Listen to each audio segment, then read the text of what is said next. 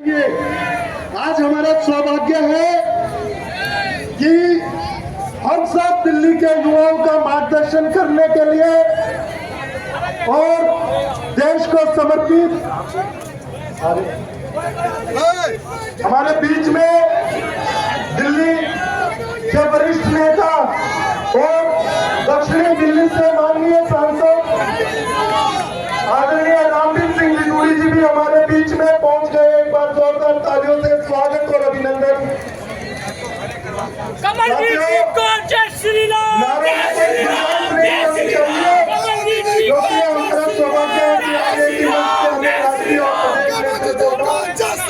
आशीर्वाद मिल रहा है।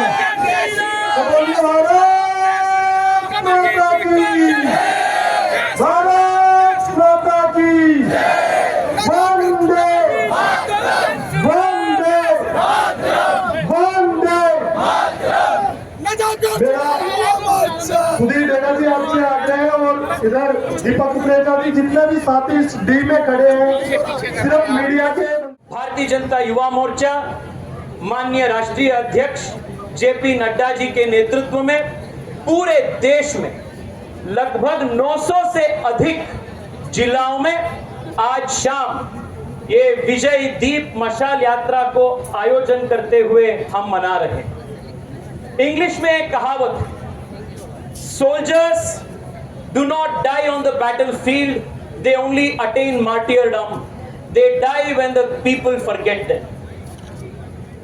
हम कारगिल में और कारगिल में विजय प्राप्ति करने में देश के लिए हजारों संख्या में जो युवा और जवान देश के लिए अमर हो चुके थे, उनके बलिदान को, उनके त्याग को, उनके तपस्या को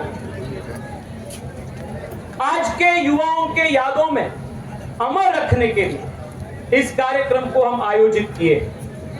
आज देश के 900 से अधिक जिलाओं में 2000 से ज्यादा युवा हर जगह पे इस विजय दीप मशाल यात्रा में शामिल हो रहे हैं और आने वाले 25 साल में मोदी जी के नेतृत्व में भारत को विकसित भारत बनाएंगे, ये संकल्प को हम सब लोग ले रहे हैं। साथियों, कारगिल के युद्ध के समय माननीय अटल बिहारी वाजपेयी जी के नेतृत्व वाली एनडीए सरकार देश को सुदृढ़ नेतृत्व दिए। The challenges we face from Pakistan and also the tacit support that China provided, these two-pronged challenges the Indian Army and our nation faced effectively. Whether it was Captain Saurabh Kalia, Manoj Pandey, Captain Vikram Batra, countless such youngsters made the supreme sacrifice so that India could be protected and our motherland's respect would be held high. हम में से कई सारे युवा हैं जो कारगिल युद्ध के संदर्भ में शायद हम जन्मे भी नहीं थे और आज हम देश के एक वोटर के नाते as a young voter, as a responsible voter हम देश के सामने आज खड़े। It is our responsibility to understand and appreciate the great sacrifices that our forefathers made, our earlier generations made to protect the sanctity, integrity of this country. पिछले 10 साल से मोदी जी के नेतृत्व में देश को और विशेष रूप में अपने आर्मी को सुदृढ़ बनाने के लिए हर प्रकार के कदम उठाया जा रहा है। इस बजट में भी लगभग 13% जीडीपी के अपने आर्मी के सुदृढ़ता के लिए, अपने डिफेंस एक्सपेंडिचर के लिए देश खर्च कर रहे हैं। India today has one of the most modern, most capable armed forces thanks to the visionary leadership of our leader prime minister Narendra Modi ji. हम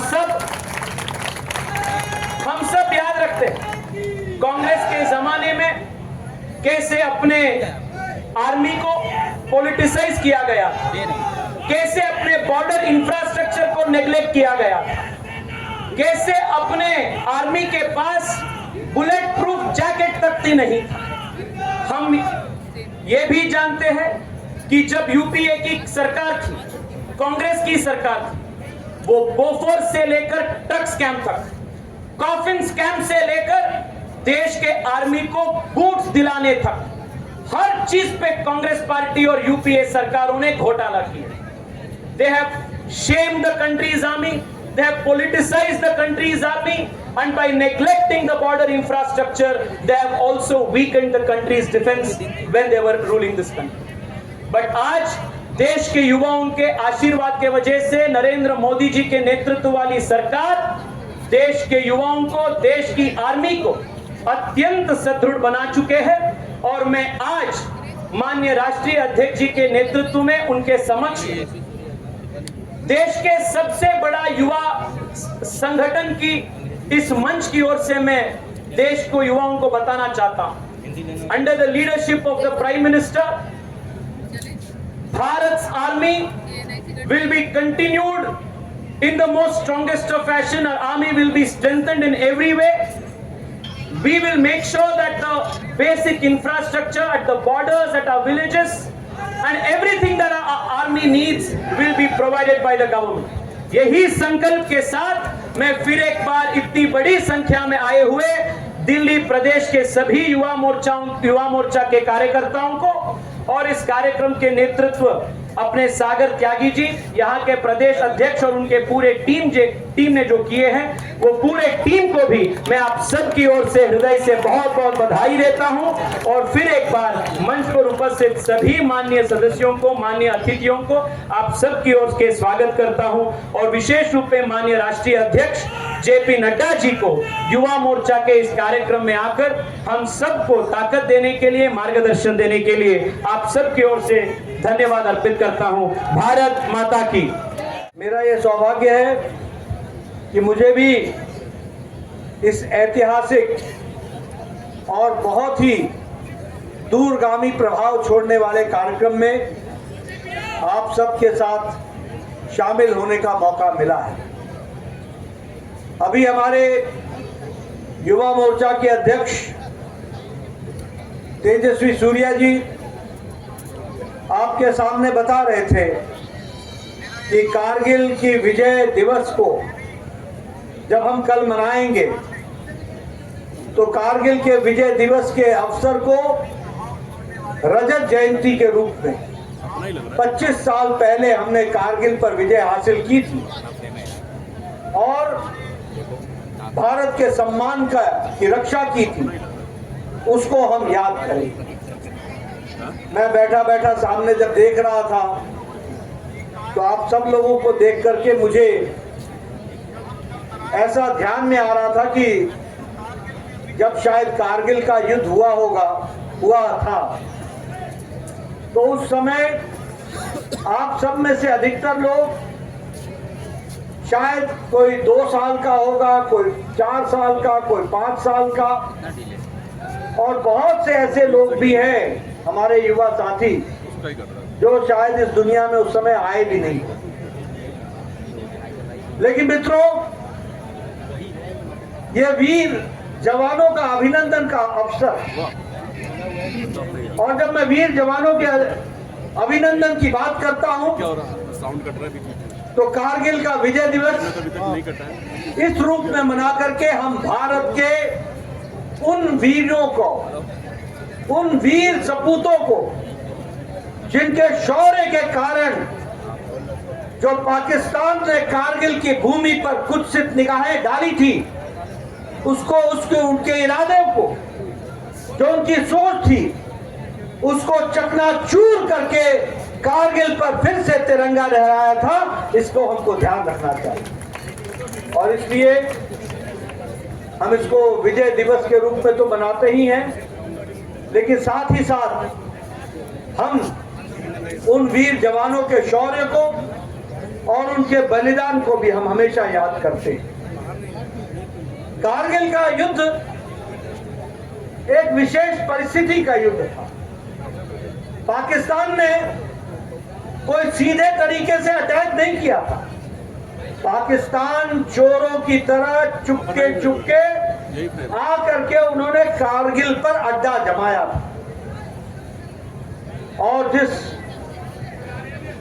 हमारे लेफ्टिनेंट कालिया की बात कर रहे थे, अभी बत्रा जी की बात कर रहे थे, हमारे उन शहीदों की बात कर रहे थे जिन्होंने कारगिल युद्ध में अपनी शहादत दी।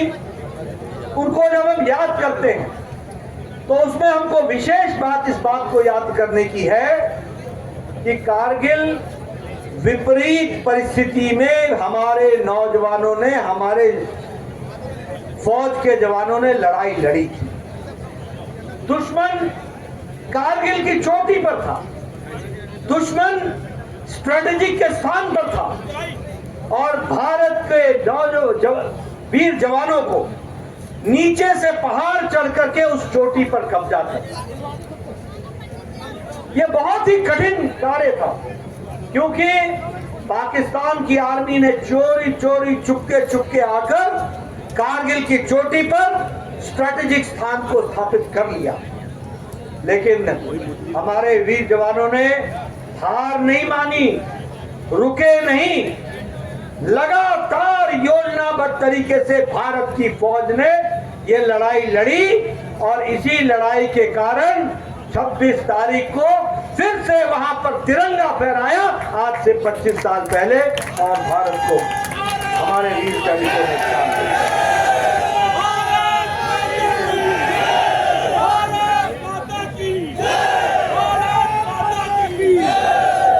बहुत कम लोगों को मालूम होगा कि जब कारगिल का युद्ध चल रहा था तो आपको जानकर के खुशी भी होगी और आश्चर्य भी होगा कि हमारे प्रधानमंत्री नरेंद्र मोदी जी जब कारगिल का युद्ध चल रहा था तो उस समय वो उत्तर भारत के भारतीय जनता पार्टी के बतौर महामंत्री वो उत्तर भारत के प्रभारी भी थे। और आपको जानकर खुशी होगी कि जब कारगिल का युद्ध हो रहा था तो प्रधानमंत्री जी उस समय भारतीय जनता पार्टी के प्रतिनिधि के नाते वो कारगिल के युद्ध में वहां जाकर के जवानों को शाबाशी दी थी। और जो जवान घायल हुए थे, मुझे आज भी याद है और वो तस्वीरें मेरे पास हैं, जब मोदी जी वहां गए और उस समय के हिमाचल के मुख्यमंत्री प्रेम कुमार धूमल जी के साथ हमारे फौजी भाइयों को उनका हाल चाल पूछने के लिए और उनका हौसला बढ़ाने के लिए गए। और उस समय ये तय हुआ था कि हम लोग सिर्फ वही नहीं, पूरा देश उन नौजवानों के साथ, उन वीर जवानों के साथ है जो कारगिल का युद्ध कर रहे हैं। और मुझे याद है कि वाजपेयी जी ने कहा था कि जो भी शहीद होगा वो शहादत किसी परिवार की नहीं होगी, वो शहादत किसी इलाके की नहीं होगी, वो शहादत देश की शहादत मानी जाएगी और पूरे सम्मान के साथ उनको लाया जाएगा और पूरे सम्मान के साथ उनका अंतिम संस्कार किया जाएगा। और आपको जानकर देखो नेतृत्व का फर्क कितना होता है। जब 1962 की लड़ाई हुई, 1971 में जब पाकिस्तान से युद्ध हुआ, 62 में जब चीन से युद्ध हुआ, हमारे शहीद भाई उनका ट्रंक आता था घर को, उनके कपड़े आते थे, उनकी टोपी आती थी और साथ में उनका आइडेंटिटी कार्ड आता था, लेकिन जवान नहीं आता था। ये प्रधानमंत्री उस समय अटल जी ने तय किया, जिसको मोदी जी ने आगे चलाया, कि कोई भी शहीद जो देश के लिए शहादत देता है उसको पूरे सम्मान के साथ उसका अंतिम संस्कार उसके गांव में होगा और पूरी जिम्मेवारी सरकार और फौज लेगी। इस बात की चिंता क्यों? इसलिए कि वह किसी परिवार का शहीद नहीं है, वो सारे देश के शहीद है के लिए शहीद हुआ है और उसकी शहादत व्यर्थ नहीं जाएगी। इस बात की चिंता।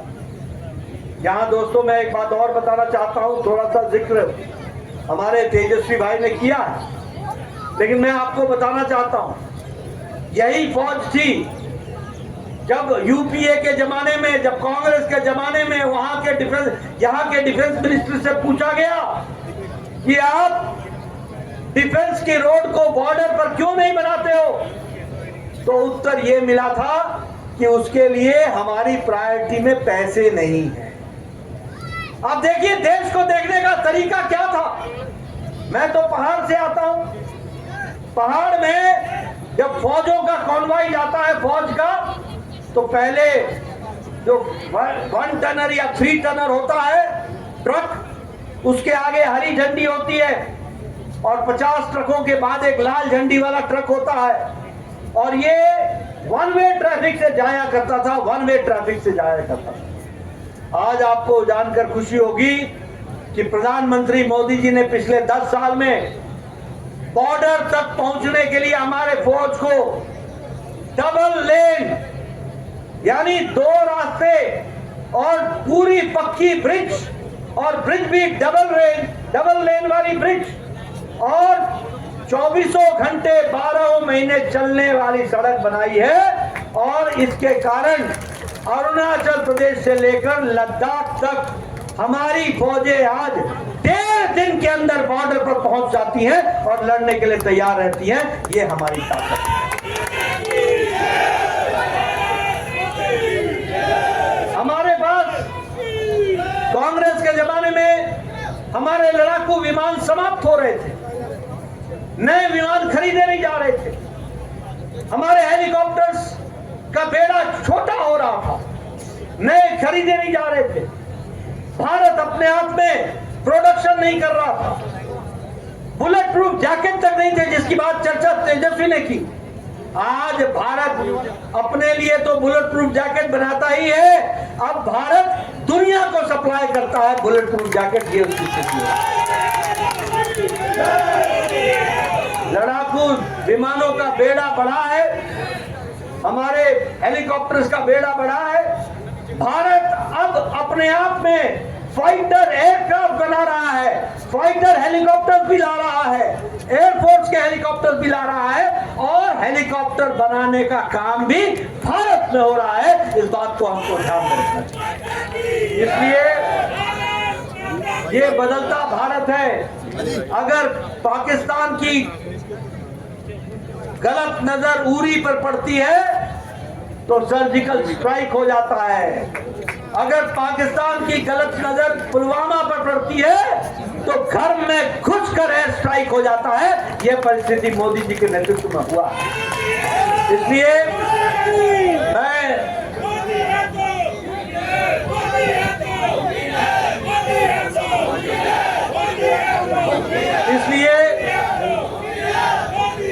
इसलिए ये जो आपने कार्यक्रम कारगिल विजय दिवस कल मनाने का तय किया है, और जो युवा मोर्चा ने तय किया कि प्रत्येक जिले में हम विजय ज्योति जलाएंगे और उस विजय दीप को कल तक पूरे 24 घंटे जलता रखेंगे और उन शहीदों को याद करेंगे जिन्होंने देश के लिए कुर्बानी दी, और वीर जवानों के साथ एक संदेश देंगे कि वो अकेले नहीं हैं, सारा देश 140 करोड़ का देश वो उनके पीछे खड़ा है। इस बात का हम संदेश देंगे। और इसीलिए आप सब लोग इस कारगिल विजय दिवस में इस कार्यक्रम को जो आप इतने अच्छे तरीके से मना रहे हैं, उसके लिए मैं युवा मोर्चा को बधाई देता हूं।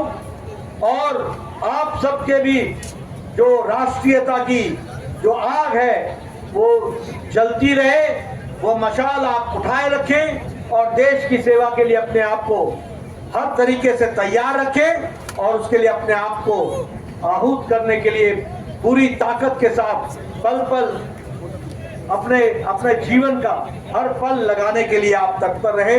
इसी बात के साथ हम सब लोग कारगिल विजय दिवस के पूर्व संध्या पर आज इस कार्यक्रम में शामिल हुए।